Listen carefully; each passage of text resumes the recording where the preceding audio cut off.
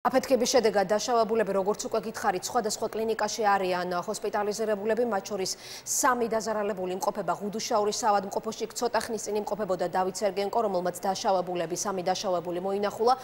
შეგვიძლია ახლა გენო ოსიყმაშვილი ჩავთოთ პირდაპირ ეთერში. გენო, როგორც ვიცით, დავით სერგენკომ ღუდუშაურის კლინიკაშიც გააკეთა კომენტარი, როგორი არის 3 დაზარალებულის ჯანმრთელობის მდგომარეობა.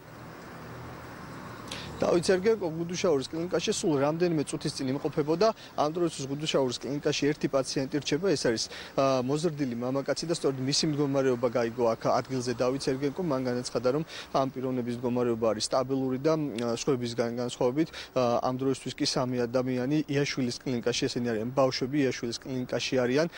მოთავსებულები 3-დან 2-ის მდგომარეობა შედარებით მძიმეა, ერთის კი შედარებით მსუბუქია. ღუდუშაურის კლინიკიდან დავით სერგენკო სულ რამდენიმე წუთის წინ გაემართა კვლავ იაშვილის კლინიკაში, რადგან იქ უნდა მიიყვანონ კიდევ ერთი დაშავებული, მეოთხე დაშავებული, ასევე ბავშვი. ამ დროისთვის ჩვენთვის ცნობილია, როგორც დავით სერგენკომ განაცხადა, რომ სულ 5 დაშავებულია, მათ შორის 4 ბავშვი არის და 1 მოზრდილი.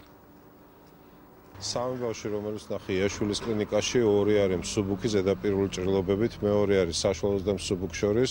საბედნიეროდ მას ამ ეტაპზე საოპერაციული ჩარევა არ ესაჭიროება, თუმცა მეთვალყურეობა ჭირდება. რაც შეეხება მეოთხეს, მისი მდგომარეობა საყურადღებოა, თუმცა ჯერ დეტალები არ ვიცი და ახლა მივემართები მის სანახავად. როგორც უკვე გითხარით, დავით სერგენკო სულ რამდენიმე წუთის წინ ღუდუშაურის კლინიკიდან იაშვილის კლინიკაში გადავიდა, სადაც მეოთხე დაშავებული ბავშვი უნდა მიიყვანონ. ამ დროისთვის იაშვილის კლინიკაში 3 ბავშვი არის მოთავსებული და მეოთხეს მიიყვანენ. ჩვენ კი ვრჩებით ღუდუშაურის კლინიკასთან, სადაც მეხუთე დაშავებული მოზრდილი მამაკაცი იმყოფება. მისი მდგომარეობა ამ დროისთვის არის სტაბილური, თუმცა ჩვენ შევეცდებით, რომ უფრო დეტალური ინფორმაცია მოვიპოვოთ მის ჯანმრთელობის მდგომარეობასთან დაკავშირებით. გმადლობთ, ეს იყო გენო ოსიყმაშვილი და ჩართვა ღუდუშაურის საავადმყოფოდან, სადაც ამ დროისთვის ერთი პაციენტი რჩება, ის ცოტა ხნის წინ ჯანდაცვის მინისტრმა მოინახულა. ასევე 3 მცირეწლოვანი მკურნალობს იაშვილის კლინიკაში, იქ მეოთხე ბავშვის ჰოსპიტალიზირებაც იგეგმება. შეგვიძლია მოვისმინოთ კლინიკის დირექტორის ივანე ჩხაიძის პირველი კომენტარი ბავშვების ჯანმრთელობის მდგომარეობაზე. ამ დროისთვის შემოყვანილია 3 პაციენტი.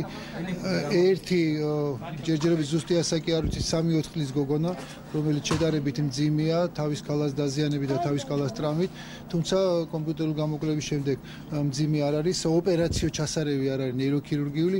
ეხლა ნეიროქირურგიული ოპერაცია მიმდინარეობს, ჭრილობის დამუშავება და რევიზია. 2 ბავშვი დაძმა 12 და 8 წლის ემერჯენსია.